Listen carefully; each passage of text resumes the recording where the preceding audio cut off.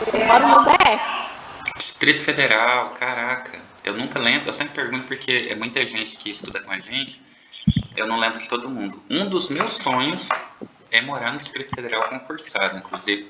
Eu falei assim que o próximo concurso que eu for prestar vai ser pro DF. Eu gosto muito daí, gosto muito da estrutura da cidade. Aí tem tudo, né? Aqui no interior a gente tem isso. Nossa, mas lá tem tudo, tem shopping, tem aeroporto, tem tudo. Aqui ainda carece muito dessas coisas. Eu vou prestar Aqui concurso. é bom mesmo. Eu tô E, querendo ir aí no Rio Verde no final do mês. é, É que meu filho mora aí, né? Eu já te falei, eu acho, não sei. uhum. Aí eu tô querendo ir passar o sábado da aleluia aí. Não vai sair não, fiel. Rio Verde, Rio Verde é muito bom. A questão de oportunidade de crescimento profissional, eu não sou daqui, eu sou de uma cidade vizinha que é Santa Helena. Nasci lá. Lá deve ter 30 mil habitantes hoje. É bem pequeno. E eu só consegui formar porque eu vim para Rio Verde, eu só consegui passar no concurso porque aqui tem concurso, né? Lá onde eu tenho quase não tem. Eu consegui crescer na vida, abrir empresa, fazer tudo que eu queria fazer porque eu vim para cá. Se eu não viesse, eu tava ferrado. Não tinha crescido nada na vida. Galera, seguinte, vamos lá, né? A gente esperou o pessoal aparecer, não apareceu ninguém, não tem problema. Depois eles vão ver essa aula, tá? Vamos deixar disponível e gravar. Inclusive, já tem uma aula que eu quero subir hoje de vocês. Eu tô mais tranquilo, vou ficar por conta de fazer isso. Então, vamos lá, vamos falar desse que é um tema fundamental para a prova de vocês. Edilton, bom dia, tudo bem?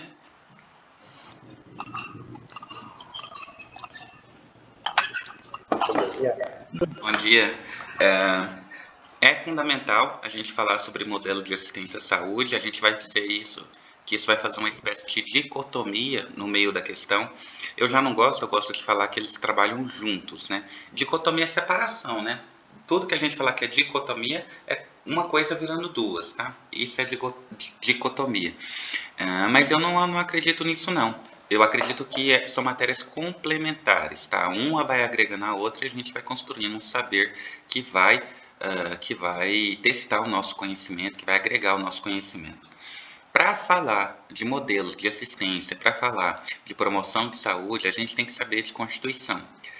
E para falar de Constituição, a gente tem que falar de sistema histórico, a gente tem que falar aí de como foi construída tudo que a gente tem hoje aí. Esse sistema que muitas das vezes não é tão valorizado quanto deveria, e eu tenho um monte de críticas para fazer ao Sistema Único de Saúde, porque eu trabalho no Sistema Único de Saúde, graças a Deus eu sou servidor público do Sistema Público de Saúde, desde 2017 eu sou enfermeira, então eu conto a minha carreira a partir do momento que eu comecei a receber para fazer o que eu faço. Então, desde 2017 eu sou enfermeiro, trabalho no sistema, estudo o sistema, dou aula do sistema, tenho um monte de crítica ao sistema, mas eu não consigo achar que a gente tem um sistema totalmente falido. Ao contrário, eu acho que é um sistema que funciona e funciona bem. É claro que é um sistema muito grande, eu não sei se vocês sabem, eu sempre vou falar isso para que vocês tenham isso, até quando for fazer uma prova discursiva, quando for fundamentar uma redação, que vocês saibam que o Sistema Público de Saúde, o SUS, é o maior sistema público de saúde do mundo. Ninguém tem um sistema como a gente tem. O PNI, que é o Programa Nacional de Imunização, é o maior programa de imunização do mundo. Ninguém tem um programa como aquele, tá? Inclusive países africanos, né, Guiné-Bissau, eles vêm, Somália, eles vêm aqui no Brasil aprender como que a gente faz vacinação. Armazenamento, distribuição, produção, controle de vacina, isso é uma coisa que só a gente tem. Tá? Como que se controla uma população de mais de 200 milhões de pessoas? Né? Através do cartão do SUS, né? Que está muito alinhado ao seu CPF. Eu preciso de duas coisas, ou seu CPF ou seu cartão do SUS, eu consigo dar as informações que são essenciais de você para o sistema público de saúde, beleza? Temos o maior programa do mundo de pré-natal. Ninguém faz pré-natal como a gente faz no Brasil. Inclusive, em alguns países subdesenvolvidos, não existe nenhum conceito de pré-natal, né, que é o acompanhamento do pré-parto. Né? Leva a pessoa quando ela passa mal no hospital. Então, isso daqui que eu estou falando para vocês, ele fundamenta muito o que a gente vai conversar sobre o modelo de assistência à saúde. Wender, eu acho que você está falando é loucura, sabe por quê? Porque eu li lá no meu edital eu li lá no meu edital que não tem esse nome aí, ó, modelo de assistência e atenção, modelo de assistência, eu vou colocar as duas, atenção e promoção à saúde.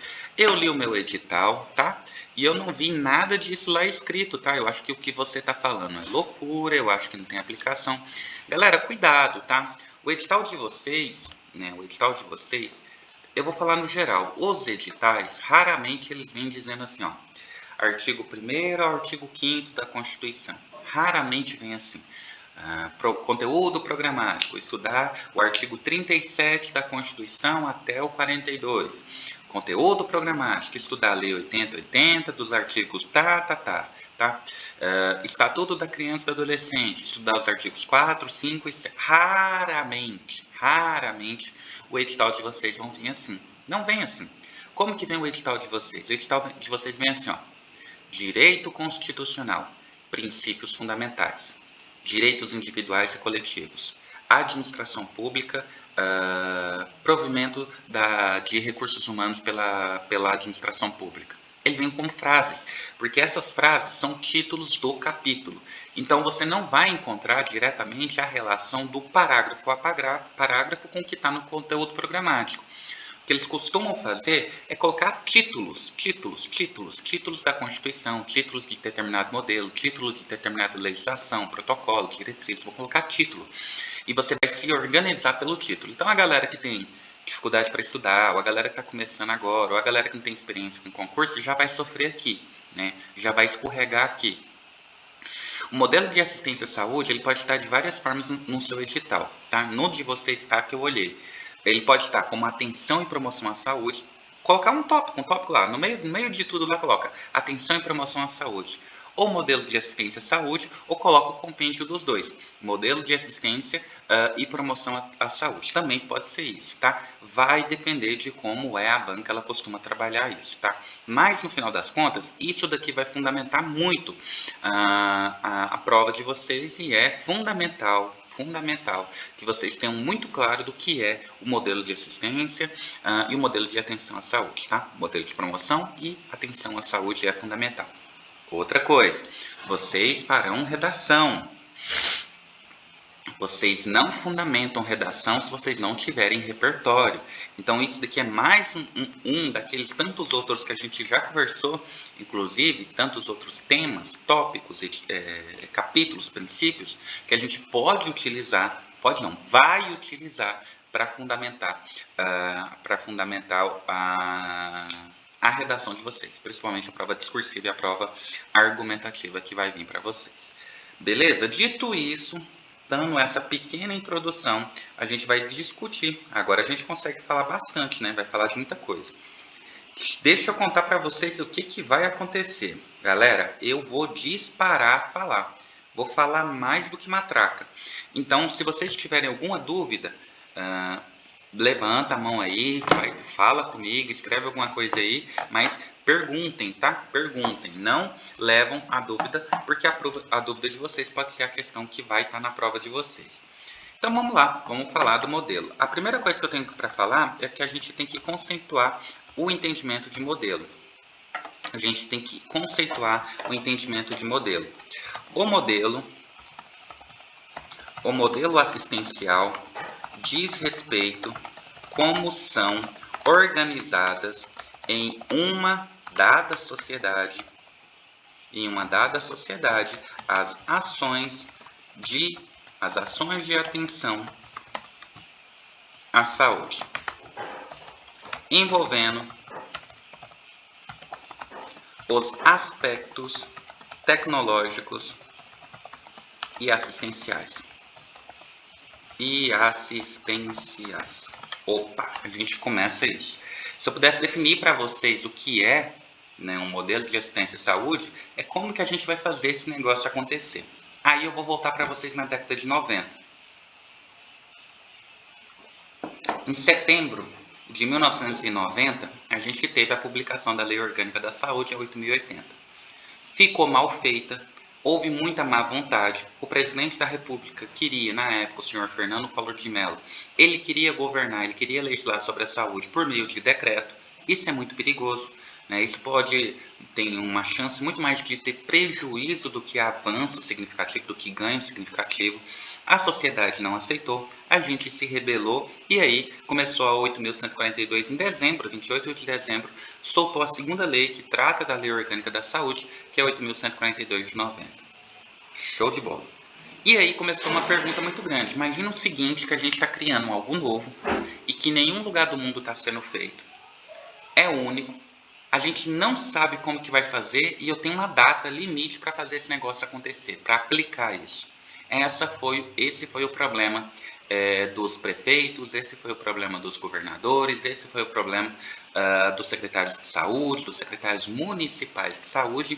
Eles não sabiam o que fazer. Eles estavam com uma potência que era muito grande, que era um sistema que estava nascendo, com uma alta... com muito valor econômico envolvido, com muito potencial de dar certo, de fazer acontecer, mas ninguém sabia como fazer esse negócio, porque ninguém tinha feito antes. Né? Como que vai copiar uma coisa que não existe? A gente não sabe. E aqui começou os problemas. Antes disso, se eu estiver falando para vocês antes de 1990, né, antes da reabertura política, antes da Constituição de 88, se eu for falar para vocês de antes, eu vou dizer para vocês que o modelo de saúde que era aplicado era o curativo, tá? A ideia não era prevenir, a ideia era tratar. Você está com dor de cabeça, você vai no hospital, tá bom, você vai tomar dipirona e vai embora para sua casa. Não se fazia exames complementares para verificar alguma outra patologia. Não tinham interesse, né? Não é que não tinham interesse, mas raramente tinha aquele conceito de fazer exames de prevenção, como mamografia, exame de próstata. Não acontecia isso. Era assim, tá com dor? Beleza, vem no hospital, a gente te dá o remédio e você volta para casa. E às vezes dessa dor de cabeça, o sujeito ele tinha um tumor no cérebro, né? Às vezes ele tinha que era até operável, mas aí só iria operar quem tinha dinheiro para fazer exames todos os anos de rotina, né? E quem não, Deus que olha, né? Coloca nas mãos de Deus e acredita que vai dar certo. Esse foi um período muito difícil, muito ruim para o sistema público de saúde. Aliás, não tinha sistema público, né? Esse foi um modelo muito ruim para o sistema. Falando isso, aí eu consigo entrar na definição completa do como a gente poderia entender, que eu quero que vocês entendam. Ou seja, é uma forma de organização e articulação entre os diversos recursos físicos, entre os diversos recursos físicos, tecnológicos e humanos disponíveis para enfrentar e resolver os problemas de saúde de uma coletividade. Dito isso, a gente tem que vir andando com o tempo, imaginando o que está acontecendo. Lá no artigo 196 da Constituição, ele fala que o sistema público, a saúde é um direito de todos, um dever do Estado, prover por meio de políticas públicas, e que as ações terão aspectos de prevenção, promoção e recuperação da saúde. Você não sabe, mas o sistema acabou de falar para você qual que é o modelo de administração, modelo de assistência, modelo de atenção que a gente está querendo para o nosso sistema público de saúde. Modelo de prevenção, promoção e recuperação. É o modelo mais racional, né? Não vou dizer que ele é o ideal, porque ideal nada é ideal, né? Mas é um modelo racional com que a gente vai conceituar as atividades do sistema público de saúde. Wender, por que é ideal? Primeiro, eu vou dar um monte de motivo para vocês. O primeiro que eu falo de cara é que a gente dá mais chance do paciente recuperar. Se eu faço exames todos os anos, a cada 6 meses ou todos os anos, exames de rotina, quando eu encontrar um problema, esse problema está no começo, né? Então eu encontrei uma diabetes aqui no paciente. O paciente está fazendo hiperglicemia. Opa, está no começo. Agora que ele está fazendo 150 de HGT, a gente talvez aqui consiga reverter isso daqui com medicação, incentivando uma nutrição mais saudável, né? Uma alimentação mais saudável, prática de atividade física. Talvez eu consiga até reverter esse problema. Diferente de quando eu estou numa UTI e chega um paciente com 600 de HGT, ou fazendo HI de HGT. Como que eu vou reverter um negócio desse? É muito mais caro, é muito mais difícil, e a chance do paciente morrer é muito maior. É muito maior. Né? Porque aqui não é só glicose, não é só insulina que resolve mais, né? Aqui a gente já tem que pensar nas mitocôndrias, tem que pensar no plano de ação, cuidados intensivos e fica muito mais caro para o sistema, tá? Então, primeiro, é a chance de resolutibilidade do paciente. Segundo, né, o interesse do paciente. O paciente ele quer ir para o hospital e voltar para casa bem, sem trauma, sem sequela, sem nada. Agora, imagina o paciente ir lá e ter que passar uma sonda vesical, ter que passar a sonda nasentérica, ter que passar isso, um cuidado intensivo, ficar internado, ir para uma UTI, ficar lá sobre bomba de infusão, sendo que isso poderia ser evitado se a gente tivesse princípios de promoção e prevenção da saúde. É um conceito. Terceiro, preço, valor. Quem mantém um sistema público de saúde somos nós. Ah, não, ainda quem mantém um sistema público de saúde é o governo. Galera, o governo não produz nada, tá? Tudo que o governo tem foi a gente que deu, tá? Todos os impostos aí que a gente paga vai parar na mão do governo, ele administra, tá? Por isso que chama poder executivo, né? Que é o poder de administrar os recursos e prover justiça social por meio de política pública. Ele administra. O governo não produz nada. Quem produz é quem trabalha, tá? O governo ele vive com os impostos que colhem da gente. Eles chamam até de arrecadação isso, tá? É a gente que paga por isso. Mas vamos colocar na conta do governo. O governo ele não tem interesse de pagar caro em nada. Se der para economizar em tudo, ele vai tentar economizar, tá? Até porque existe a racionalização dos recursos. Os recursos eles não são ilimitados, tá? Os recursos, ao contrário, são limitados. Todos os recursos, eu estou falando para vocês.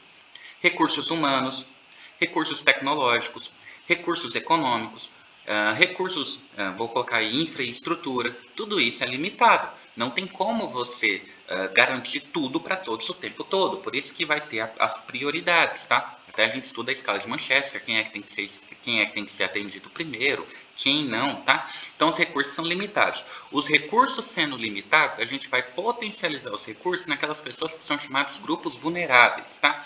Grupos vulneráveis. Wender, e os outros? Os outros a gente vai trabalhar com prevenção e promoção, tá? Como prevenir. Ô, meu filho, você fuma? Gosta de fumar um cigarro? Ó, cuidado, viu? Você pode ter um efizema, você pode ter um DPOC, você pode ter um câncer de pulmão, você pode ter um câncer de boca, né? Câncer de língua, câncer de palato, câncer de esôfago.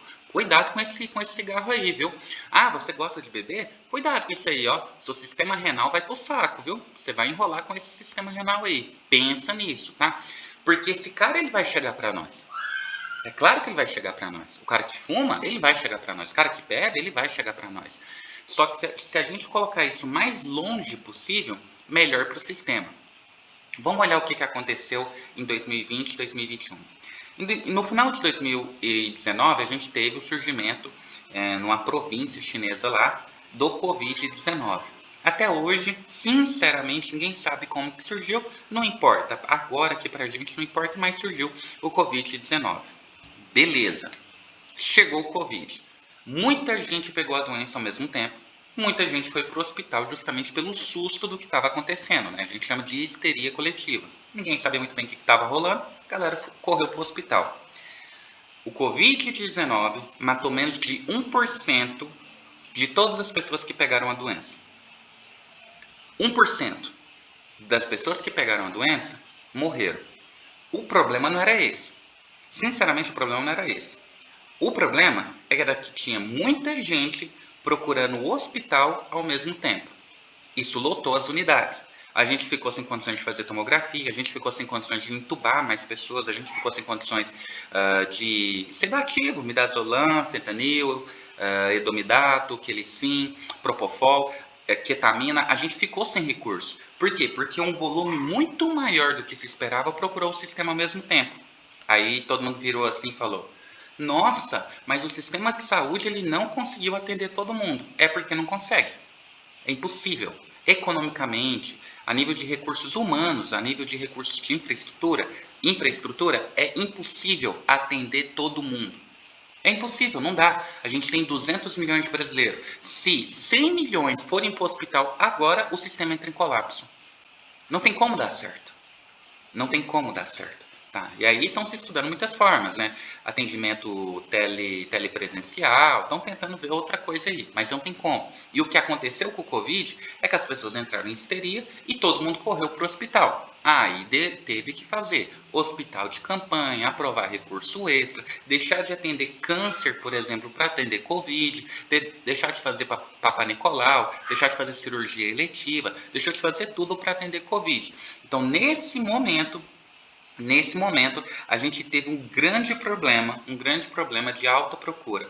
Foi o problema do Covid. Menos de 1% das pessoas que pegaram o Covid evoluíram a óbito. A gente está colocando em 600, 700, vamos colocar 700 mil pessoas. Mas quantos milhões de pessoas não pegaram a doença?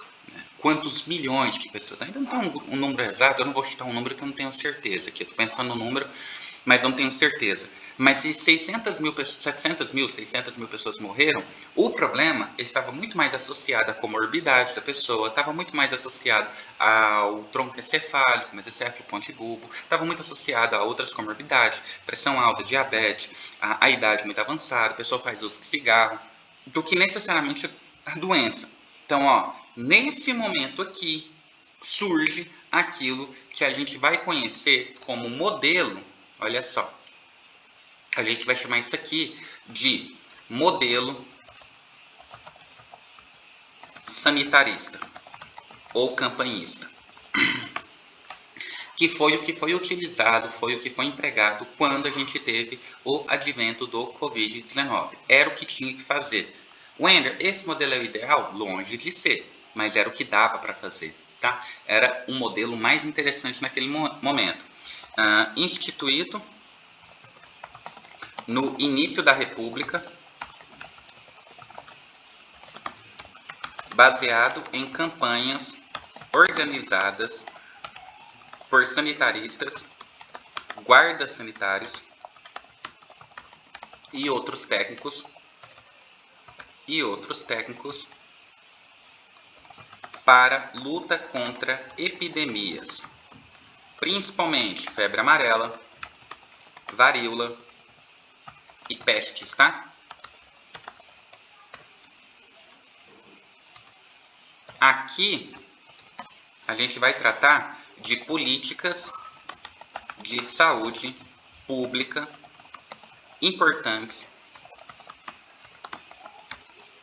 para os interesses da economia agroexportadora da época.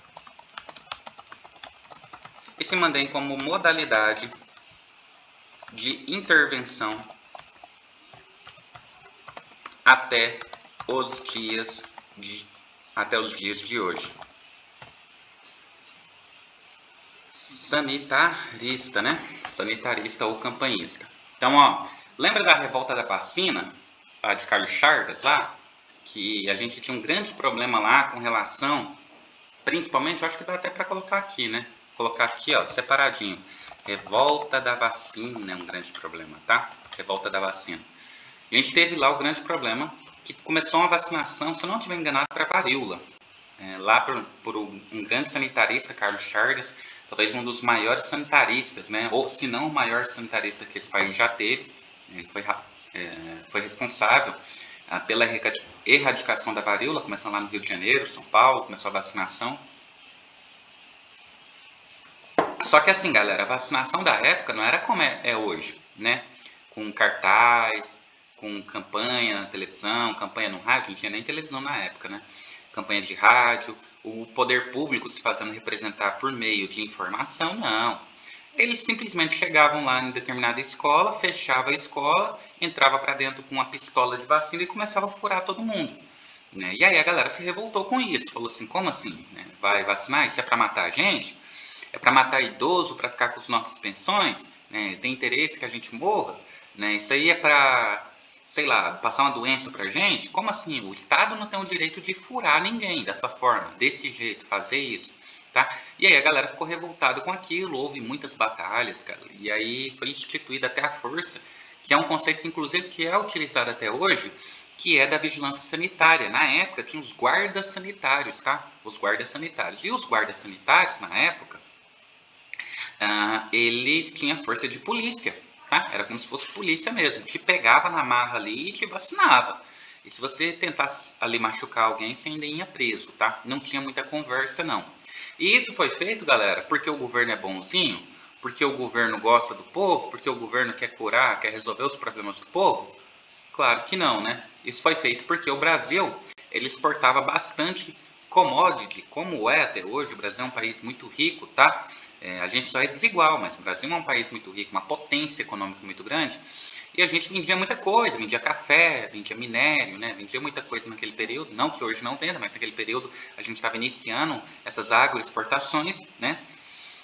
E o povo de lá não queria receber nossos produtos mais. Então, europeu, o pessoal que morava fora do Brasil, esses países aí, não queria comprar nada do Brasil, porque a gente era pestilento, né? Tinha doença pra caramba. Né? Uma situação, eu vou contar para vocês que teve uma condição que aconteceu no início do século XIX, no Rio de Janeiro, fim do século XVIII, início do século XIX, que quando surgiu esse negócio aí da revolta da vacina, eles começaram a pagar pela quantidade de ratos que você levava lá para a vigilância sanitária. Era outras doenças, não era só a varíola não, mas algumas outras doenças, né? Por conta dessas doenças, eles pagavam dinheiro para você levar ratos mortos aí, que pagavam pela quantidade. Aí surgiu no Brasil, né, um senhor chamado, era apelidado de Ratão, que ele criava ratos para vender para a vigilância sanitária. Olha que política pública que a gente criou, hein? O Brasil já foi assim, galera. O Brasil já foi assim. Então, qual que é a característica do modelo sanitarista, galera? São campanhas que têm caráter temporário. Não é uma política a longo prazo. Não faz sentido que seja. Até porque ela é cara. E ela mobilizava recursos e a administração era centralizada, tá? A administração era centralizada. Wender, você falou que esse negócio aí tem até os dias de hoje, não é? Você não falou isso? Que até os dias de hoje a gente tem esse tipo de intervenção? Sim, até os dias de hoje a gente tem essa intervenção, tá? E um exemplo que eu posso dar para vocês foi em 2020, quando a gente utilizou isso na campanha do Covid-19, tá? Do Covid-19 que a gente fez em 2020, é um exemplo desse modelo sanitarista campanhista, tá? Os hospitais de campanha, quem que não lembra dos hospitais de campanha, né? Eu trabalhei em um hospital de campanha, inclusive, né? Como esquecer aquilo, né? O quanto que aquilo foi traumático para a população, quanto que aquilo foi traumático. Então, o Covid-19 é um exemplo disso, tá? O Covid-19 é um exemplo dessa intervenção do modelo sanitarista ou campanhista. Ele é temporário, galera. A ideia é que ele não dure muito tempo. Dure o tempo que a gente estiver na situação. É como se fosse uma guerra, né? A gente não quer viver em guerra. Mas se em algum momento a gente tem que entrar em guerra, a gente não quer que esse negócio dure para sempre. Por quê? Porque quando a gente faz o modelo campanhista, a gente deixa de atender a prevenção e a promoção. Aí não é bacana. Então, identificar um câncer, identificar, enfim, outras comorbidades ficam mais difíceis porque a gente está tratando todos os recursos e dando prioridade para o modelo de campanha, tá? Isso é o que tem que ser feito no momento, mas não pode se estender por muitos anos. Por isso que a reabertura, né, das cidades, quando a gente teve lá o problema do Covid-19, era algo que a população toda esperava muito, tá? Não pode perpetuar, tá? Isso representa desemprego, representa dificuldade econômica, enfim, representa muita coisa. O que mais que eu posso dar de exemplo do modelo campanhista? Galera, algo importante. Aparenta uma operação militar, tá? Aparenta uma operação militar, porque realmente é, no final das contas é uma operação militar, que seja temporária, a atuação é isso, tá? Os hospitais de campanha, a gente vai ter hospital de campanha em guerra, então no final uma operação militar. E um termo que eu posso dar para vocês, que vocês utilizam bastante, que ela realizava um trabalho do tipo apagar incêndio, tá? Eu estudei durante um período para fazer o concurso de bombeiros, tá? Só que aí eu desisti no meio, eu não gostei não. Eu não gosto de nadar, na verdade eu não sei nadar, né? E eu não queria, no final não, eu queria só ser concursado. Mas aí eu lembro que uma época eu estudei para o concurso de bombeiros e uma das normas, uma das matérias que a gente estuda para o concurso de bombeiro é que eles falam justamente da ideia de apagar incêndio. É muito mais racional e muito mais controlado você prevenir o incêndio do que apagar incêndio. Quando você está apagando o incêndio, o estrago já está feito. A gente está tentando minimizar o estrago. Quando você está prevenindo um incêndio, eu estou salvando vidas. É efetivamente o trabalho do Corpo de Bombeiro. Por isso que eles fiscalizam instalações logísticas, fiscalizam eventos, fiscalizam lojas, fábricas, porque eles querem prevenir o incêndio. Tá? Se tiver um incêndio, qual que é o local de fuga? Se tiver um incêndio, onde que vai ficar o extintor? Se tiver um incêndio, né, qual que é o protocolo que vocês têm? Quem é que vai fazer a orientação? Quem vai ser o bombeiro civil que vai orientar isso daqui, tá? Então, a ideia de prevenir incêndio é muito mais sábia do que apagar incêndio. Apagar incêndio já deu errado. A gente está tentando diminuir as percas, diminuir, né, mitigar os prejuízos. E outra coisa que eu quero que vocês tenham como conceito é que isso a gente pode dizer que o modelo campanhista, não sendo o ideal, não sendo aquilo que a gente quer fazer, mas tem que fazer, vocês entendam como um mal necessário para o enfrentamento dos problemas que a rede de serviços não foi capaz de resolver. Dá um exemplo para vocês. Nesse exato momento, aqui na minha cidade, a gente está tratando de um modelo campanhista, tá? Do modelo sanitarista, ele foi aplicado agora, porque a gente está tendo um problema muito sério com relação à dengue, tá? A gente está tendo, por dia, cerca de 300 pessoas procurando as unidades de saúde por conta da dengue. E as unidades básicas de saúde, elas têm que fazer pré-natal, elas têm que fazer puericultura, elas têm que fazer hiperdia, elas não podem parar suas atividades para tratar só de dengue, chikungunya e zika, tá? A gente não tem essa condição, não tem esse privilégio de parar por conta disso. Por conta disso, foi criado aqui na nossa cidade, a gente participou da criação, da efetivação, da criação de escalas, enfim, que a gente está chamando de modelo sentinela, que nada mais é do que o modelo sanitarista melhorado, por assim dizer, que é um hospital de campanha criado só para tratar a dengue, tá? A dengue hoje é o nosso maior problema, tá?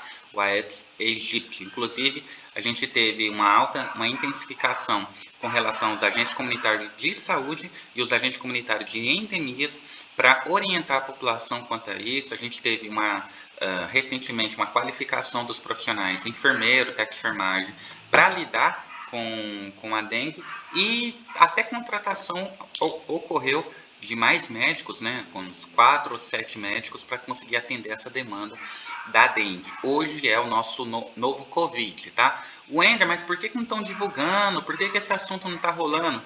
Porque não é interesse, né? A galera meio que divulga o que quer divulgar, né? Por exemplo, nesse exato momento a gente tem mais de 1 milhão de casos no Brasil já confirmados de dengue. O número de mortes ainda não é certo, a gente não tem aí uma certeza de quanto que está tendo os números de mortes. Aqui na nossa cidade a gente está aproximando de 13, né? Eu falo aproximando porque ainda não foi confirmado, mas a gente está tendo aplicação disso daqui na prática, tá? Que é o modelo campanhista, o modelo sanitarista. É o que a gente queria fazer? Não, a gente queria atender no posto de saúde. A forma ideal de trabalhar é atender essa população que o sistema o absorvesse, né? Conseguisse lidar com esse impacto. Mas foi tão grande que a gente teve que ter esse gasto extra, que é a criação do modelo sentinela, que nada mais é do que o modelo sanitarista e o modelo campanhista. Show de bola? Alguém quer perguntar alguma coisa? Eu falei bastante coisa, hein? Alguém quer perguntar alguma coisa?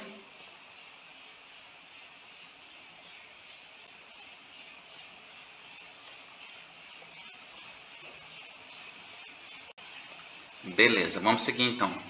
Então, ó, quero dar só uma rápida passagem. Vou deixar isso aqui no material de vocês, até como orientação também, para que vocês fiquem mais conscientes e orientados, que é o modelo da década de 30, tá?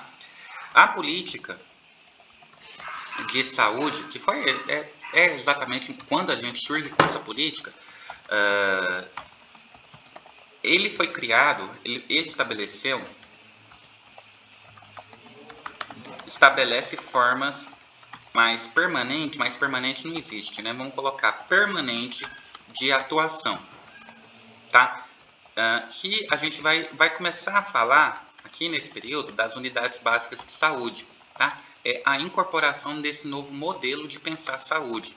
Para quê? Para atender rotineiramente rotineiramente problemas de saúde, tá? Então, na década de 30 começa a mudar a mentalidade. Citar para vocês o que aconteceu na Convenção de Alma-Ata, tá? A Convenção de Alma-Ata, ela vai falar desse modelo primário de saúde, que é o modelo ideal, tá? Não ter só hospitais, né? Ah, vamos tratar a saúde. A gente só melhora a saúde se tiver mais concurso. A gente só melhora a saúde se a gente tiver hospital, né? Só faz saúde com hospital, né? Nossa senhora, isso aí é retrógrado, tá? Isso não é verdade. Não é assim que a gente faz saúde. Saúde é muito mais do que isso, tá? Fornecer moradia para a população é uma forma de entregar saúde. Imagina, você tem um local que não tem esgoto passando por ali, que é asfaltado, é uma forma de entregar saúde para a população. Cuidar de lazer é uma forma de entregar saúde para a população. A gente não fala tanto de saúde mental o tempo todo, né? Se a gente consegue entregar lazer para a população, é uma forma de prover saúde. Infraestrutura básica, tá? Infraestrutura é uma forma de entregar saúde para a população. Saneamento básico é uma forma de entregar saúde para a população. Educação, prover educação para as pessoas, é uma forma de cuidar da saúde, que é um local melhor para falar de saúde do que na escola. Qual que é o local mais ideal para falar de saúde, de falar de verminose, por exemplo, do que na escola, de saúde bucal do que na escola, né?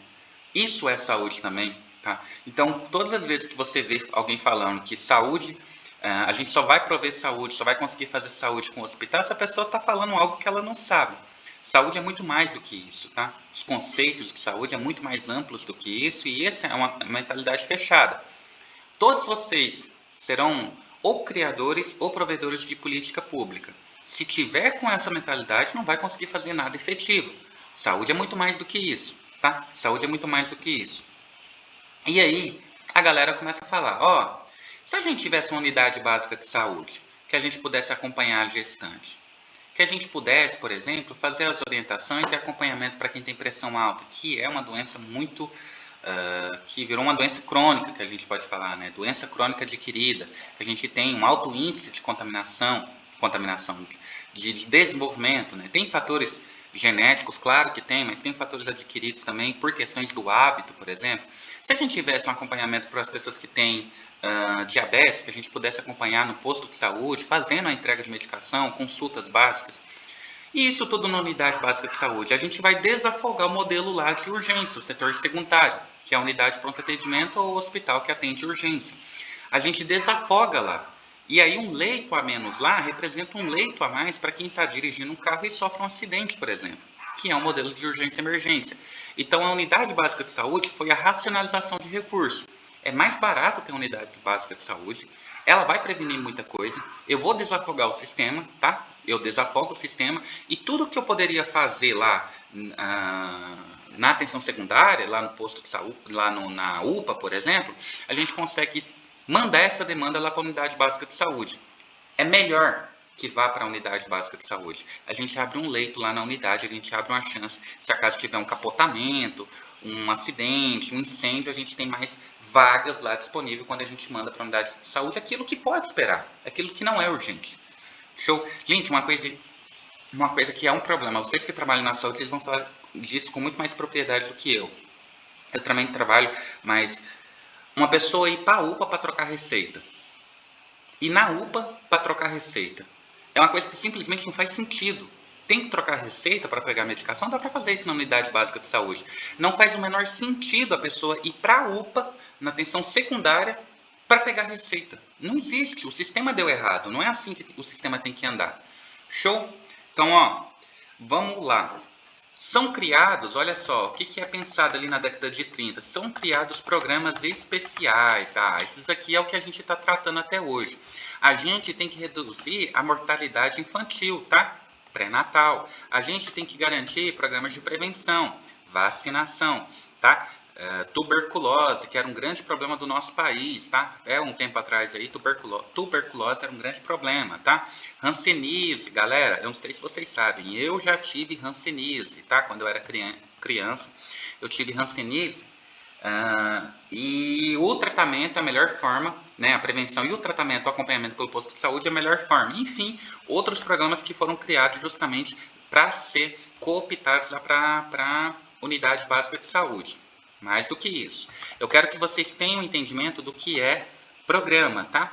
Programa é o conjunto especiais, é o conjunto de recursos e de atividades visando objetivos bem definidos.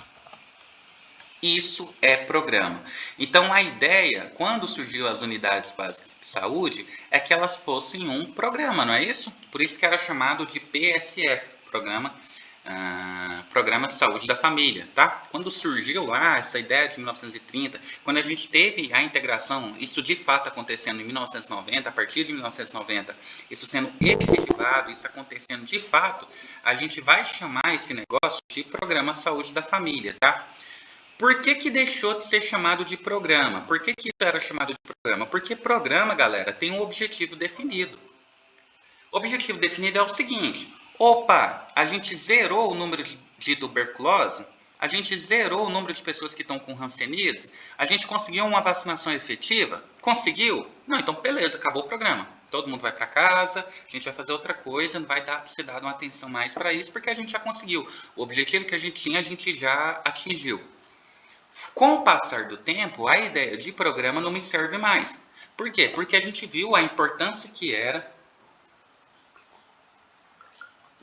A gente viu a importância que era a estratégia de saúde, o programa Saúde da Família, que era chamado na época de PSF. Até um tempo atrás, eu falo que até hoje, né, ficou no imaginário popular, o postinho de saúde, né? Eu acho a expressão muito brasileira, postinho de saúde, que era um posto de saúde mesmo, tá? E a ideia de programa não me serve mais. Agora, os criadores de política pública, os gestores, começam a lidar com a ideia de estratégia de saúde da família.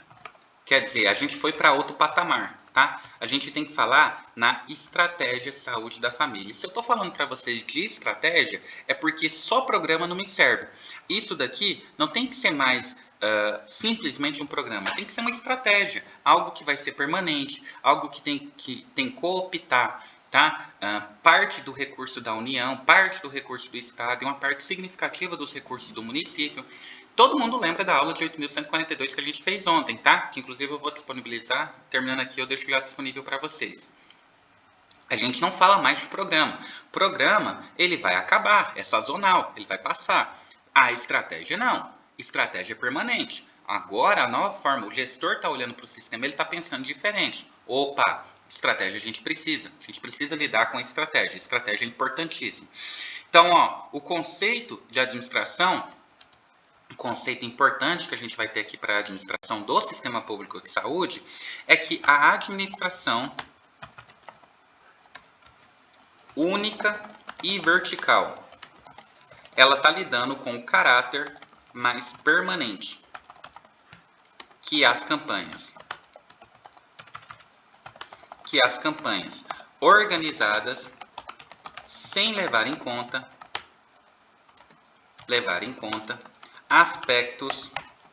aspectos sociais, regionais ou populacionais. E aí, eu vou diminuir aqui, que vocês que estão copiando, vou diminuir para vocês verem. Então, ó, acho que aqui vai ficar melhor. Olha só, a gente criou a estratégia de saúde da família, só que aí a gente estava atendendo. Vamos atender. E aí a gente não fazia separação com relação a aspectos sociais, a gente não fazia separação com caráter social, com caráter regional, com caráter de população. É claro que isso daqui vai ter que mudar em dado momento. Em dado momento isso aqui não vai servir mais. Wender, por que dado momento isso aí vai deixar de ter a sua utilidade? Simples.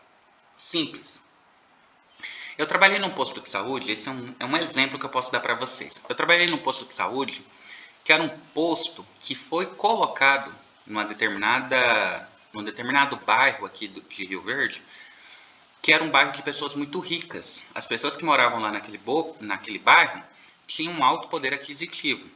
Galera, gente rica não vai para posto de saúde. no máximo vai tomar vacina. O restante, eles fazem com um hospital particular, tá? Eles têm os seus próprios médicos, têm seus próprios nutrólogos, eles têm seus próprios, enfim, fisioterapeutas. Eles não precisam do posto de saúde. E o que acontece? A gente tem, nesse posto de saúde, a gente tem a maior área de Rio Verde. Eu digo, a maior cobertura. A maior referência de Rio Verde vai para esse posto de saúde. E lá ninguém faz nada o dia inteiro. A gente fica o dia inteiro parado. Por quê? Porque ninguém procura posto de saúde. Procura para tomar vacina. Só vacina. Né? Pré-natal, muito raro. Né? Vai ter pré-natal dos funcionários dos moradores ali. Então o cara tem uma funcionária para cuidar da casa e tal, ficou grávida, ela vai lá fazer o pré-natal ali porque ela sabe que é mais tranquilo. Pega o comprovante de endereço do patrão, porque ali é mais rápido, né? É o local onde ela quer ir. E aí a gente ainda tem alguma coisa de pré-natal. De restante, a equipe inteira não faz nada. Não faz nada, é o dia inteiro parado. Por quê? Porque a gente tem uma população muito grande, mas essa população, ela não procura sistema público porque ela não precisa do sistema público de saúde. Diferente de determinado bairro aqui de Rio Verde, que se a gente abrir um posto de saúde com 5 médicos atendendo ao mesmo tempo, com 5 estratégias de saúde atendendo ao mesmo tempo, eu não dou conta de atender ninguém. Vira bagunça, vira briga, porque é muita gente naquele bairro, gente com poder aquisitivo muito baixo, gente que não tem condições financeiras de pagar o particular, elas vão atrás do sistema público de saúde. Tá? E aí é a casa dos problemas, a gente vai ter muito problema com isso.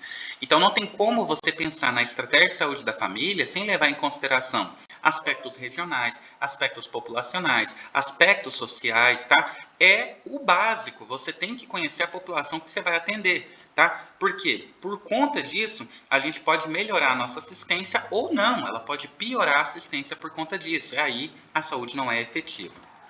Dito isso, explorado bastante isso, eu tenho que falar para vocês do modelo médico assistencial, também chamado de privatista. É chamado privatista. É chamado também de modelo biomédico. É chamado também de flexineriano ou medicina científica. Também é um modelo que a gente tem que levar em consideração. Show de bola. Wender, mas o que você tem para falar desse modelo? Galera, aqui, nesse modelo, a gente dá ênfase à hegemonia, tá? É a palavra que aparece muito pelos autores. É a ideia de hegemonia. Instalado na segunda metade do século XX, com a privatização,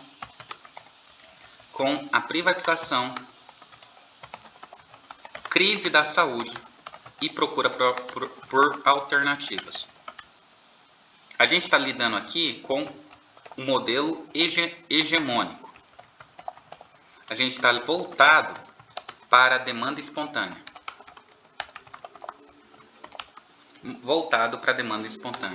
A gente reforça a atitude dos indivíduos só procurarem os serviços quando se sentirem doentes. Só quando o cara fica doente que ele vai procurar. Presente nos setores públicos e privados. Presente nos setores públicos e privados. Predominantemente mente curativa.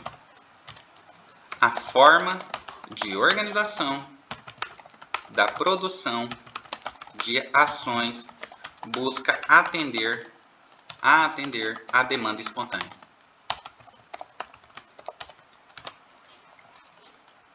Prática médica voltada quase que exclusivamente para uma abordagem biológica, individualista e intra-hospitalar.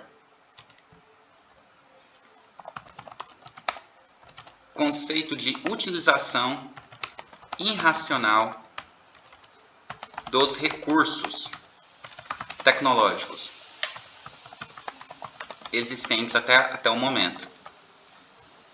Baixa cobertura e pouca resolubilidade dos serviços.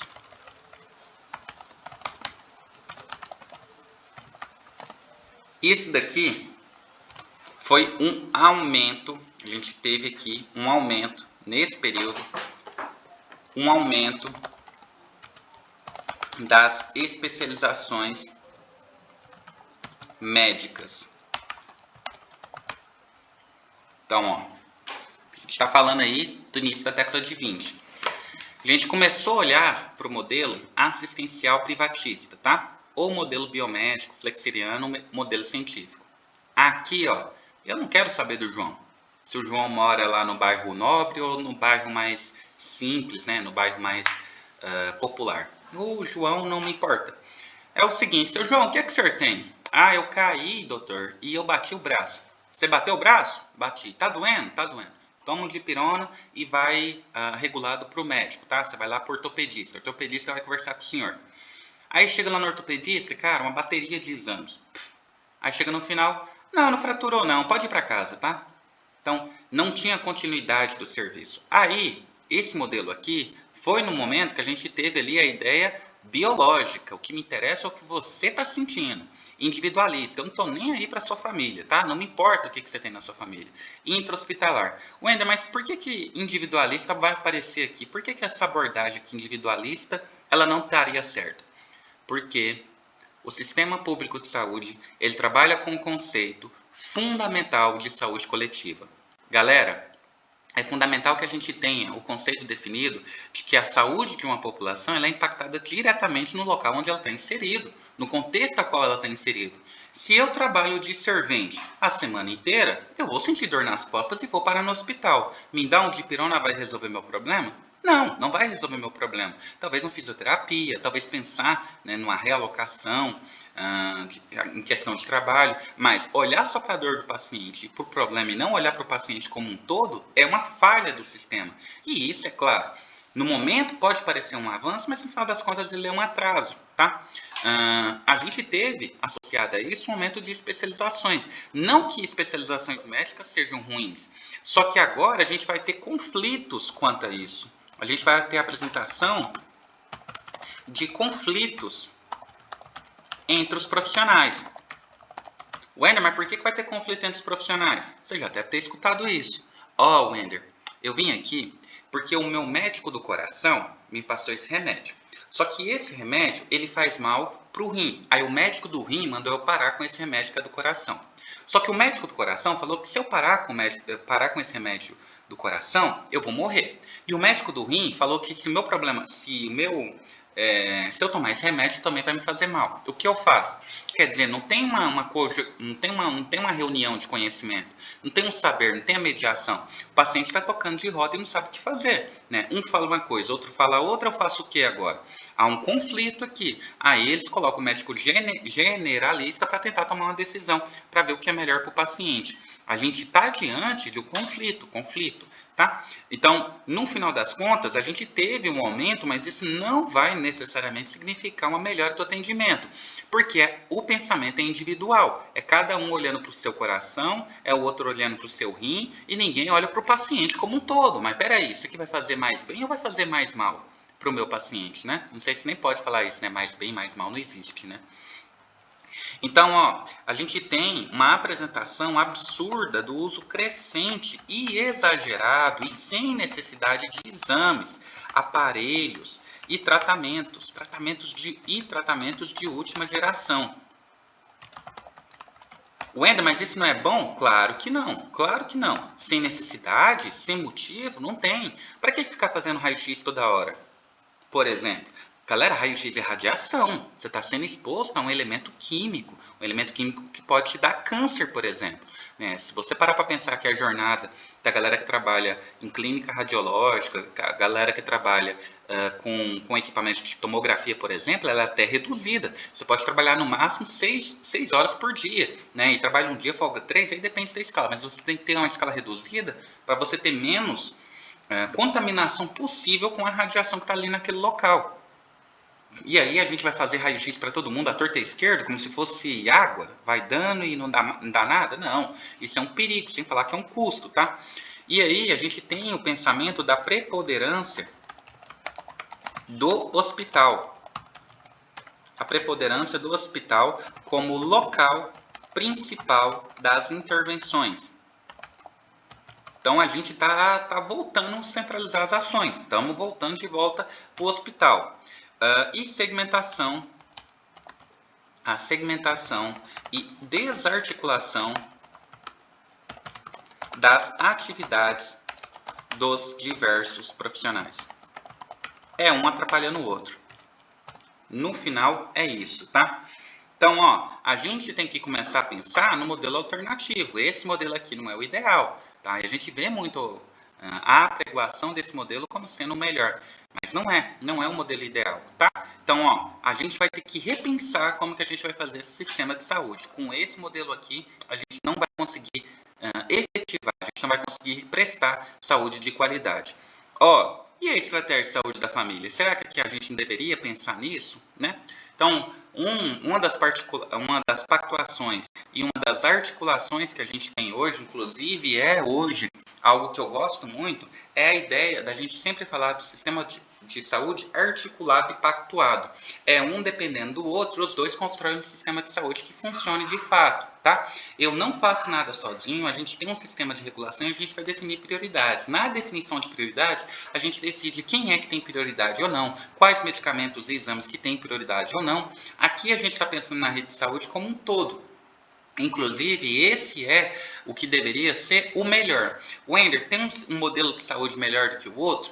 A ideia é pegar um pouquinho de cada para construir um modelo de saúde alternativo, tá? O modelo curativo não é o ideal. O modelo lá assistencialista não é o ideal. O modelo lá do científico, voltado exclusivamente para o paciente, não é o ideal. Mas a gente faz um modelo que trata de prevenção, promoção, recuperação, que a gente tenha a visão, importante que a gente tenha a visão do paciente como um todo, articulado com outro serviço, tendo um saber, né, que está vendo a clínica, né, tem até um ditado que diz que a clínica é soberana, os médicos falam muito isso, a clínica é mais importante das especialidades médicas, e é uma das, talvez, a mais menosprezada, a ideia.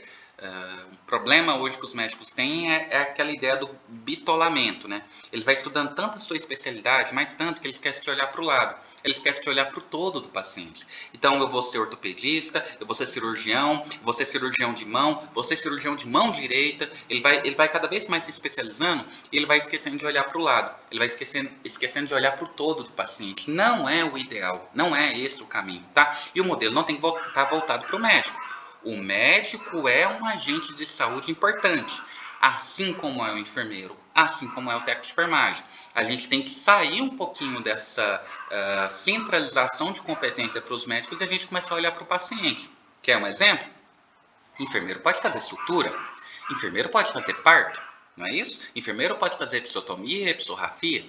Enfermeiro pode ser secretário de saúde, por que não?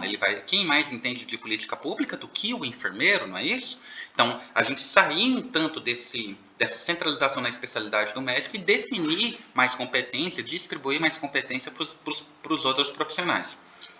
Galera, é o seguinte, nosso tempo está acabando aqui, vamos fazer o seguinte, ó, vou deixar vocês almoçarem agora, a gente pode voltar 1h30, 2 horas, se vocês puderem, e aí a gente volta para fazer questões, e aí a gente vem arrematando as dúvidas que tiverem, junto com o material, pode ser? Ok. Para mim, tranquilo. Tá, beleza, então pode ser 1h30, então? 2 sim, horas? Pode sim. Pode? Beleza, mando para vocês então. Ok. Obrigado.